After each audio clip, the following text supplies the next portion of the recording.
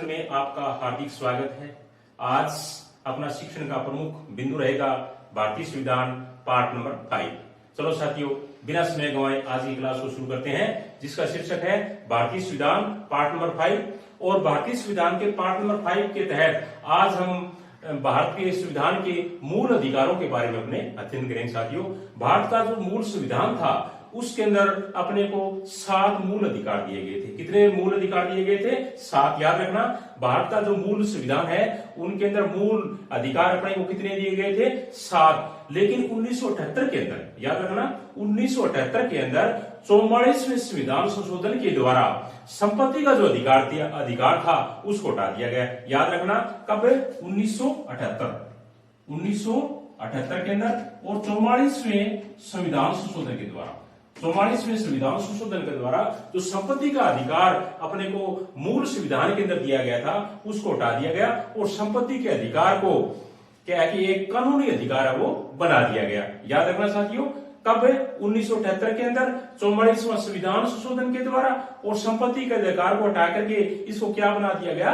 कानूनी अधिकार बना दिया गया। वर्तमान में भारत के नागरिकों को मूल संविधान के अंदर 6 अधिकार है वो दिए गए। साथियों, मूल अधिकार कितने वर्तमान में भारतीय संविधान में? 6। कितने हैं? 6। अब अपने एक एक करके अध्ययन कर लेते हैं। मूल जो अभी वर्तमान में जो संविधान के अंदर वो जो 6 अपने को अधिकार दिए गए हैं उनका एक एक करके देखते हैं। जैसे 1 नंबर पे है समता का अधिकार, 2 नंबर पे है स्वतंत्रता का अधिकार, 3 नंबर पे है शोषण के विरुद्ध अधिकार, 4 नंबर पे है धार्मिक स्वतंत्रता का अधिकार, 5 नंबर पे है संस्कृति एवं शिक्षा संबंधी अधिकार और 6 नंबर पे सबसे महत्वपूर्ण है वो है संवैधानिक उपचारों का अधिकार। दोबारा देख लेते हैं साथियों एक एक करके। समता का अधिकार, समता का अधिकार भारतीय संविधान के अनुच्छेद 14 से लेके 18 तक, यानी समता का अधिकार भारतीय संविधान के 14 से लेके 18 तक का जो अनुच्छेद है वो समता के अधिकार के अंतर्गत आते हैं। उसके बाद में स्वतंत्रता का अधिकार अनुच्छेद 19 से लेके 22 तक, अनुच्छेद कितना? 19 से लेके 22 तक के अंदर आते हैं। 3 नंबर पे है शोषण के विरुद्ध अधिकार, शोषण के विरुद्ध अधिकार अनुच्छेद 23 व 24 इसके अंदर आते हैं। 4 नंबर पे है धार्मिक स्वतंत्रता का अधिकार, धार्मिक स्वतंत्रता का अधिकार अनुच्छेद 25 से लेके 28 तक। कितना? अनुच्छेद 25 से लेके 28 तक। 5 नंबर पे है संस्कृति एवं शिक्षा संबंधी अधिकार, संस्कृति एवं शिक्षा संबंधी अधिकार अनुच्छेद 29 व 31, अनुच्छेद 29 व 31। और आगे वाला है संवैधानिक उपचारों का अधिकार अनुच्छेद 32 के अंदर। अब इनकी विस्तृत तौर पे अपनी व्याख्या कर लेते हैं। जो राजस्थान की जो प्रतियोगिता परीक्षाएं होती है साथियों, उनके अंदर अक्सर क्या है कि संविधान से संबंधित आर्टिकल से संबंधित क्या 1-2 प्रश्न अपने को देखने को मिलता है और हमारे विद्यार्थी अक्सर इनके अंदर मार खा जाते हैं। जैसे ऐसे भी आ सकता है कि समता का अधिकार कितने अनुच्छेद से कितने अनुच्छेद तक है, या अनुच्छेद 14 से लेके 18 तक का कौन सा अधिकार है, अधिकार अपने को मिला हुआ है, या अनुच्छेद 19 से लेके 22 तक का कौन सा अधिकार इसके अंतर्गत आता है, या अनुच्छेद 23-24 के अंतर्गत कौन सा अधिकार आता है, या अनुच्छेद 25 से लेकर 28 तक कौन सा अधिकार अपने को मिला हुआ है, या अनुच्छेद 29 व 31 के अंदर कौन सा अधिकार आता है, या संविधान उपचारों का जो अधिकार है वो किस अनुच्छेद के अंदर आता है। तो अपने एक एक करके दोबारा इसकी व्याख्या करेंगे साथियों, एक एक क्या है इसको देखेंगे। और मेरा पूरा प्रयास रहेगा कि आपको जो महत्वपूर्ण जो तथ्य बढ़ते हैं, इससे संबंधित जितने भी महत्वपूर्ण अपने आर्टिकल बढ़ते हैं वो मैं आपको सभी यहाँ बताने का प्रयास करूंगा। तो क्लास से आप जुड़े रहें, पूरा वीडियो देखें। तो चलो साथियों देखते हैं आगे। 1 नंबर पे आता है अपना समता का अधिकार। समता का अधिकार है वो अनुच्छेद 14 से लेके 18 तक में आता है। अनुच्छेद कितना? 14 से लेके 18 तक का।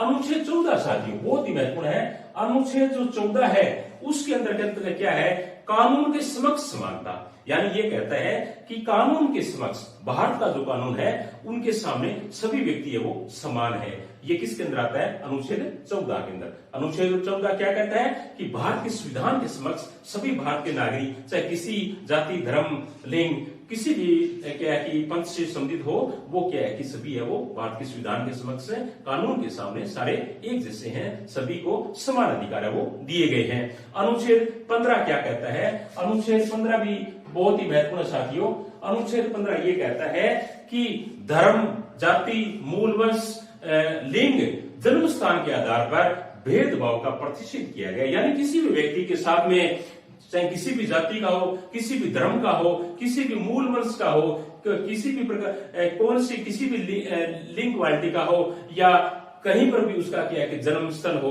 उनके साथ किसी भी प्रकार का भेदभाव हो नहीं किया जाएगा।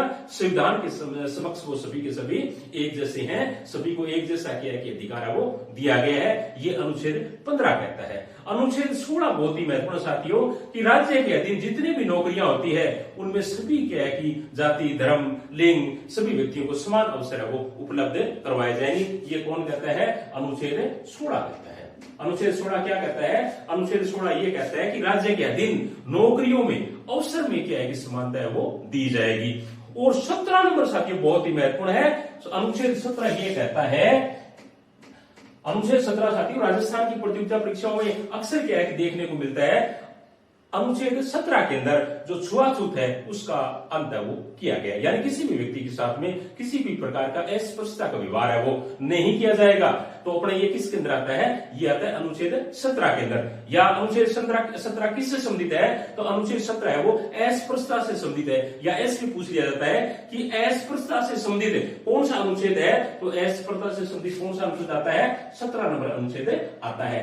उसके बाद में अनुच्छेद नंबर 18 बहुत ही महत्वपूर्ण साथियों। अनुच्छेद 18 ये कहता है कि उपाधियों का अंत है वो किया गया। यानी किसी भी व्यक्ति को किसी भी प्रकार की उपाधि है वो क्या है कि कानून के समक्ष में उनको अंत है वो किया गया। तो अपने यूं कह सकते हैं कि संविधान के अंदर उपाधियों का अंत है वो किस अनुच्छेद में किया गया है? तो संविधान के अंदर उपाधियों का अंत है वो अनुच्छेद 18 के अंदर किया गया। दोबारा देख लेते हैं साथियों, सभी के सभी बहुत ही महत्वपूर्ण है। समता का अधिकार 14 से लेके 18 अनुच्छेद तक आता है। अब मैं आपको एक एक करके बता देता हूं। अनुच्छेद 14 ये कहता है कानून के समक्ष, यानी कानून के सामने सभी समान है, यानी कानून के समक्ष समानता। अनुच्छेद 15 धर्म, जाति, मूल वंश, लिंग, जन्म स्थान के आधार पर भेदभाव का प्रतिषेध है वो किया गया है। अनुच्छेद 16 राज्य के अधीन नौकरियों के अवसर में समानता दी गई है। अनुच्छेद 17 अस्पृश्यता या छुआछूत का अंत है वो किया गया है। और अनुच्छेद 18 है उसके अंदर उपाधियों का अंत है वो किया गया है। साथियों उम्मीद है आपको ये सभी समझ में आ गया होगा। अब हम आते हैं 2 नंबर अधिकार के अंदर। 1 नंबर अधिकार है वो हमारा कंप्लीट हो चुका है। 2 नंबर जो अधिकार है वो है स्वतंत्रता का अधिकार। और स्वतंत्रता का जो अधिकार है वो अनुच्छेद 22 से लेकर 19 से लेकर के 22 तक है वो दिया गया है। कितना? 19 से लेकर के 22 तक का जो अनुच्छेद है उसके अंदर दिया गया है। एक एक करके देख लेते हैं। अनुच्छेद 19 के अंदर, अनुच्छेद 19 बहुत ही महत्वपूर्ण है। अनुच्छेद 19 के अंदर विचार एवं व्यक्ति की जो स्वतंत्रता है वो दी गई है। यानी कितनी? विचार एवं व्यक्ति की स्वतंत्रता है वो व्यक्ति को दी गई है। और कितनी स्वतंत्रता दी गई है? 6। ये याद रखना। यानी भारत के नागरिकों को विचार एवं व्यक्ति से संबंधित जो आजादी है वो कितनी दी गई है? 6 दी गई है। याद रखना। अनुच्छेद 19 क्या कहता है?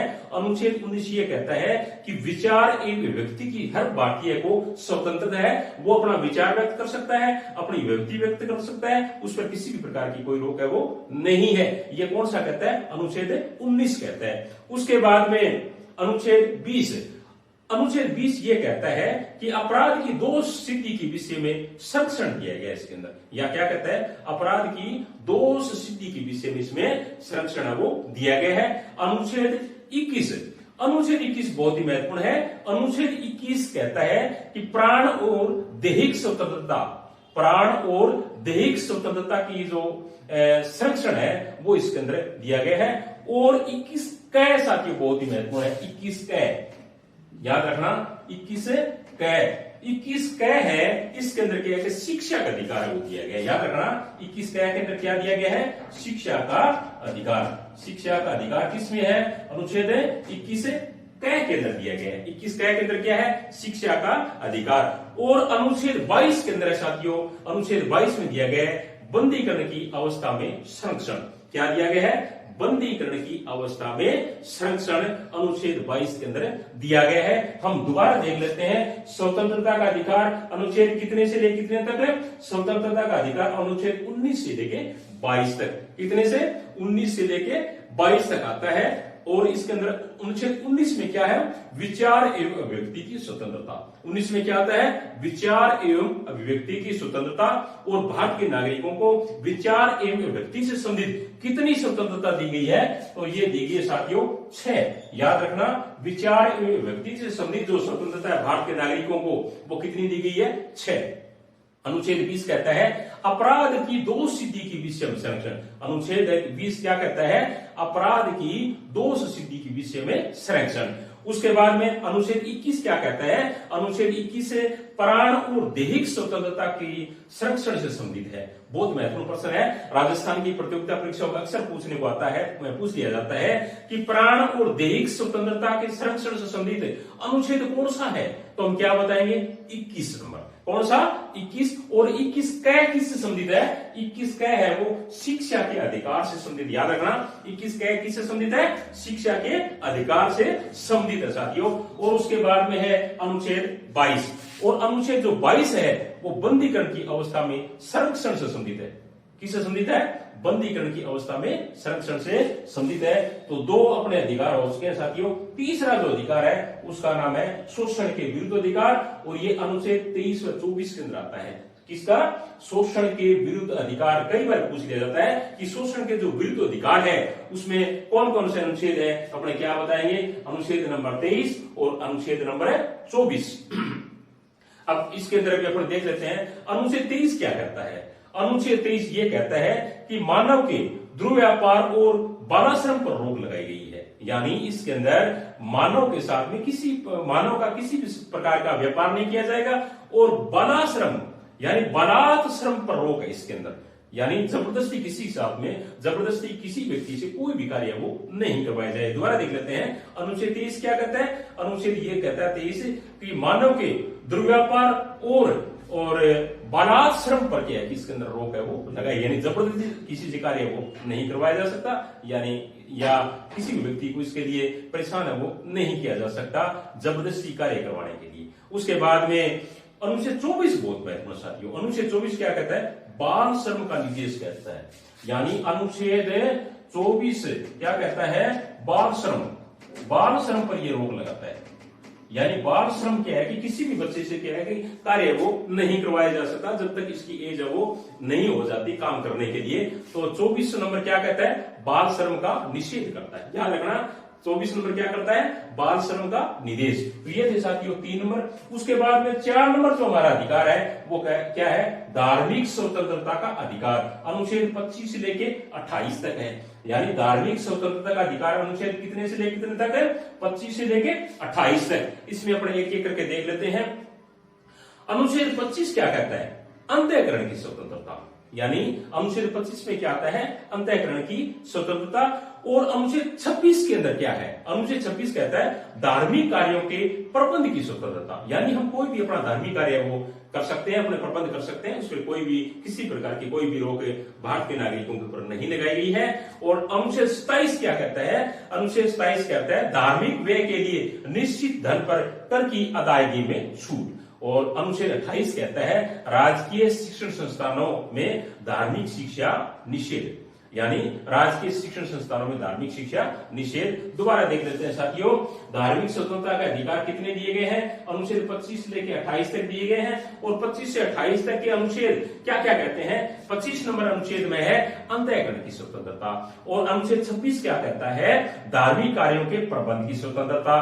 और अनुच्छेद 27 क्या कहता है, धार्मिक व्यय के लिए निश्चित धन पर कर की अदायगी में छूट। और अनुच्छेद 28 क्या कहता है, राजकीय शिक्षण संस्थानों में धार्मिक शिक्षा निषेध। यानी अनुच्छेद 28 क्या कहता है, राजकीय शिक्षण संस्थानों में धार्मिक शिक्षा निषेध, यानी धार्मिक शिक्षा निषेध है वो की गई है। आगे वाला जो मूल अधिकार है साथियों उसका नाम है संस्कृति एवं शिक्षा संबंधी अधिकार। मूल अधिकार का क्या नाम है, संस्कृति एवं शिक्षा संबंधी अधिकार। और ये जो मूल अधिकार है वो अनुच्छेद 29 व 31 तक संबंधित है। संस्कृति एवं शिक्षा संबंधी अधिकार अनुच्छेद कितना, 29 व 31 से। अब इनका देख लेते हैं एक एक करके। 29 नंबर जो अनुच्छेद है वो ये कहता है कि अल्पसंख्यक वर्गों के हित का संरक्षण वो करेगा। यानी अनुच्छेद 21 के अंदर क्या है, अल्पसंख्यक वर्गों के हित का संरक्षण वो दिया गया है। और अनुच्छेद 30 क्या कहता है? अनुच्छेद 30 के अंदर अल्पसंख्यक वर्गों को अपनी रुचि की शैक्षणिक संस्थानों की स्थापना करने का अधिकार है वो दिया गया है। यानी अल्पसंख्यक वर्ग के लोग हैं वो अपनी इच्छा के अनुसार, अपनी रुचि के अनुसार अपनी जो शिक्षण संस्थान है वो खोल सकते हैं। साथियों दोबारा देख लेते हैं 5 नंबर हमारा अधिकार क्या कहता है? संस्कृति एवं शिक्षा संबंधी अधिकार ये कहता है, इसके अंदर आता है। और अनुच्छेद कितना है? अनुच्छेद 29 व 31 है इसके अंदर। दोबारा देख लेते हैं एक करके। तो 29 नंबर अनुच्छेद क्या कहता है? 29 नंबर अनुच्छेद कहता है कि अल्पसंख्यक वर्गों के हित का संरक्षण वो इसके अंदर किया गया है। और अनुच्छेद 30 क्या कहता है?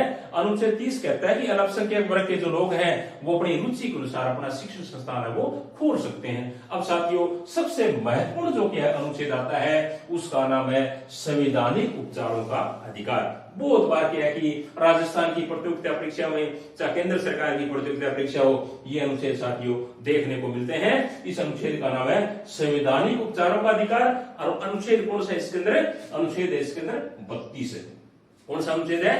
अनुच्छेद 32। और साथियों इसके लिए संविधान निर्माता बाबा साहब डॉक्टर भीमराव अम्बेडकर ने संवैधानिक उपचारों के अधिकार को संविधान की आत्मा और संविधान का हृदय वो कहा है। बहुत ही महत्वपूर्ण प्रश्न बनता है साथियों कि संवैधानिक उपचारों का जो अधिकार है उसको संविधान का हृदय किसने कहा, या संवैधानिक उपचारों का जो अधिकार है इसको क्या संविधान की आत्मा किसने कहा? तो वो व्यक्ति थे साथियों बाबा साहब डॉक्टर भीमराव अम्बेडकर। तो साथियों ये थे हमारे भारतीय संविधान पार्ट नंबर 5 के अंदर 5-6 हमारे जो मूल अधिकार दिए गए हैं उनका हमने विस्तार से क्या वर्णन किया। और इस संबंधी जो पीडीएफ है वो कल मैं आपको टेलीग्राम चैनल पे दे दूंगा। और इसके साथ साथ आपसे निवेदन करना चाहूंगा कि इससे पहले के जो वीडियो अगर आपने नहीं देखे हैं भारतीय संविधान से संबंधित हम 4 पार्ट पहले बना चुके हैं, बहुत ही महत्वपूर्ण सारे के सारे, प्लीज आप उन सभी को देखें। और इसी के साथ थैंक यू, धन्यवाद।